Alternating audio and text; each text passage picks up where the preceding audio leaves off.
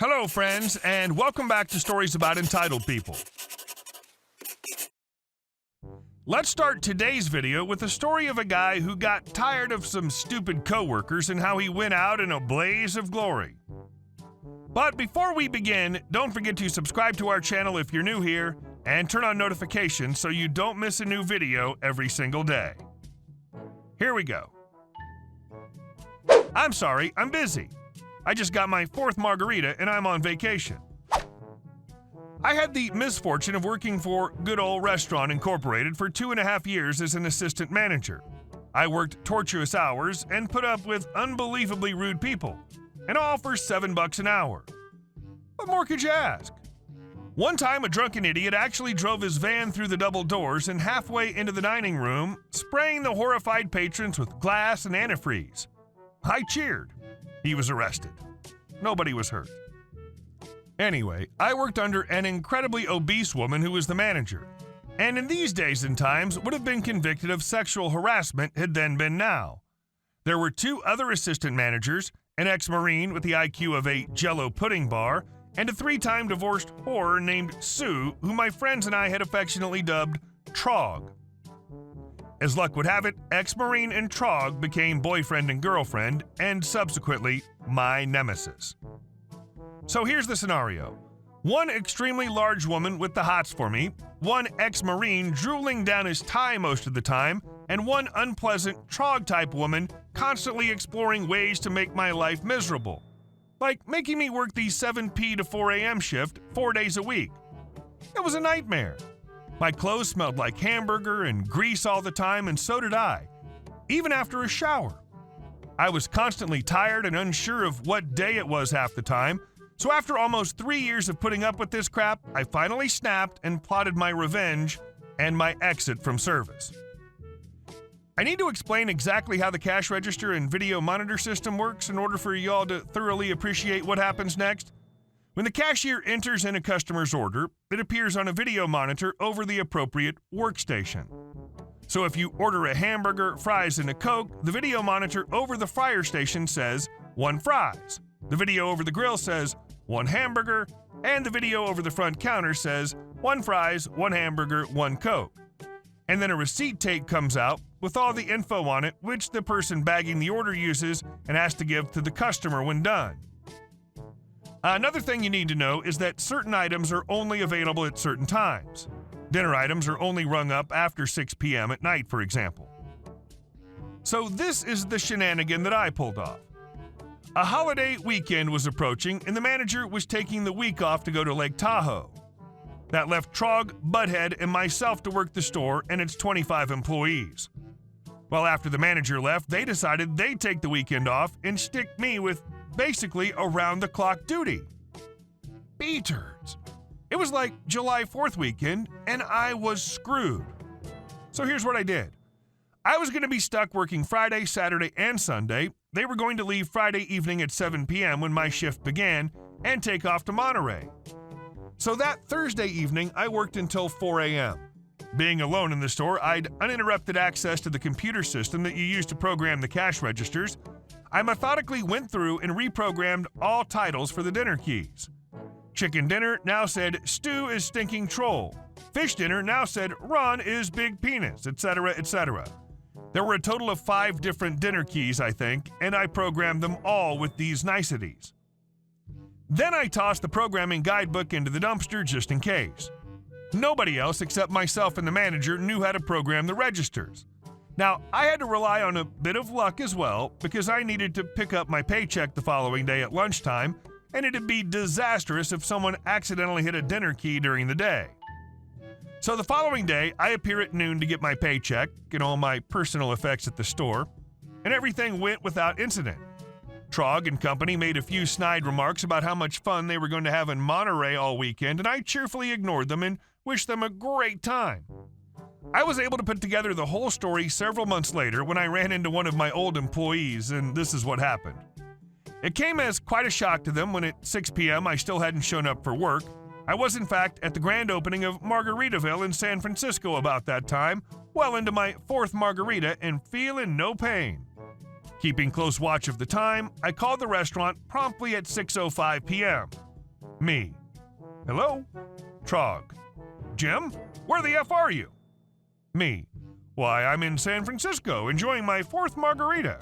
How are you this fine evening? Trog. What the hell does that mean? Me. Oh, hey, aren't you guys leaving for Monterey shortly? Better get cracking. Trog. Hold on a second. Sound of phone dropping. Suddenly, wild laughter erupts in the background. Something like, penis, oh my god, can be heard. Trog. Oh, you SOB. Oh. Me. Well, my drinks just arrived. Have a nice weekend. Trog. Oh. Me. Do something about that stutter, would you? Me. Toodles. Click. The timing was perfect. About 30 seconds into my phone call, the first dinner item was rung up, extolling the virtues of her boyfriend's D. The phrase, Ron is a big penis, appeared on the register tapes, over the grill and fryers, and over the drive-up window. Plus, the employees had to give the receipt to the customers. The place was packed, dinner rush in full swing. All the dinner items being rung up were showing at all workstations in the restaurant, with all the different things I'd programmed showing up. Needless to say, Trog and Butthead worked around the clock all weekend long because the manager was out of town and they didn't know how to reprogram the register keys. They had to leave my programs running until past midnight when the district manager for the restaurant called in to reprogram all the registers. I was an instant hero with all the employees at the store, some of whom I still see up to this day. I lucked out and was hired where I work now and have been here for 8 years. I will never, ever work in a fast food restaurant again. I loved this. I'd like to have one of those receipts as a souvenir. And our second story. Want to be rude to me when I'm simply trying to clean your bathroom? Okay, have at it. So, first of all, this is not my story, and it did not happen to me. We'll call him Tom, and he's a maintenance supervisor at a large hunting/sporting goods store here in East Tennessee. His store is quite short-staffed right now, so even though he's the supervisor, he was tasked with cleaning the bathrooms tonight before he got off. The store was so busy tonight, it being Saturday and all, that he literally had to wait 35 minutes for the women's bathroom to get clear before he could clean and stock it. The women were complaining to his superiors about the bathroom getting dirty and understocked, but they also wouldn't stop pushing past him to use it for that entire 35-minute period. Finally, it was empty. He entered the restroom and blocked the door with his cleaning cart, then got to work wiping off surfaces, cleaning the counters and mirrors. You know the drill. He had noticed that none of the stalls had toilet paper at this point, and he was saving that for last. While he was cleaning, a woman who I'll call B started knocking on the door and demanding he let her use the bathroom. I'll transcribe the conversation as he told me. Keep in mind that apparently the entire conversation, she's tapping her foot impatiently and putting her hand on her hip as if he's a child. Tom. I'm sorry, ma'am. The restroom's closed for cleaning temporarily, but I'll be done here very shortly. B. Well, I need to go now, so please get out. Tom. Well, ma'am, the restroom is so dirty that it doesn't meet our standards, and I'll have to stock it. It's currently out of... B. Interrupting him. I don't care about your job. That's not my business. You can worry about your job later. You'll be here all night. I need to use the restroom. Tom. Ma'am, I just need to grab something real quick, and I'll be done in just 1 minute. He then steps outside the bathroom to go around the corner and grab the toilet paper from the maintenance closet located right next to the restrooms. He would have been absent from the bathroom for a grand total of 10 seconds. When he exits the closet, he sees that she's pushing his cart out of the way. B. I'm using the bathroom. I'll be done in a minute, and then you can do your job. So, instead of informing her that there was no toilet paper, he leaned against the wall and waited patiently for the reaction. After about 5 minutes or so, he finally could hear the woman timidly calling, "Sir?" from the bathroom. He barely pushes the door ajar and says, "Yes, ma'am?"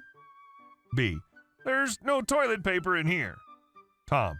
Yes, ma'am, that's what I was trying to tell you. That's the only thing left I had to do. He ended up having to hand a roll of toilet paper to the next woman to walk in so B could get some. He told me the feeling of validation he felt when he left made his entire crappy night better. Hats off to everyone who cleans up after everyone else. Your jobs are underappreciated and so GD important. And our last story. Entitled parent nearly kills me and blames it on me. Bit of context. I was in the armed forces as a military police officer. This story takes place when I was 23 and on leave for my first birthday at home in 5 years. Me and my friends were not drinking, and there were no substances or distractions in the car at the time. I was also driving. It was around 1 or 2 o'clock in the afternoon when me and my friends stopped first at a light near the freeway. The light turned green, and when a car goes off the off-ramp and smashes into my car's driver's side door, the next thing I remember was the doctors telling me that I was in critical condition and they had to put me in a medically induced coma and that I was lucky to survive. What follows is what I'm told is a month of surgeries and mayhem as a military recruiter has come in to fill out all the needed paperwork to have me discharged so that they would be taking the entitled parent to court for injuring an officer. MP is the highest rank technically, and they're considered officers. After a month and a half, I awake and have to go to rehab.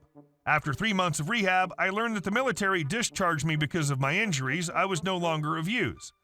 I can't run for very long, and my left arm can't support a rifle for very long, especially with recoil. My back hurts if I overwork it. Now, where's the EP, you may ask? After the fact, the entitled parent started flipping out and got angry at the U.S. military was taking her and her husband to court, and I will be too. The military won my medical expenses to be paid by her. On top of this, the entitled parent kept claiming it was my fault and that her baby had to get to soccer practice and that I should have waited for her to pass before going. She even tried to kill me and my friends so we couldn't testify while we were in hospice. The EP even demanded that we be removed from critical state and the baby was more hurt. He was completely fine and said that she's a doctor. She actually is, and her husband's a lawyer. I won $3.1 million in the case and was discharged from the Army. The EP landed jail time for reckless driving and attempted murder and more things related to the accident. Moral of the story, don't F with the government. They don't take it well. My child just had to go to soccer practice, so me risking your life is perfectly fine. Hey guys, thank you all for watching the video. See you in the next one.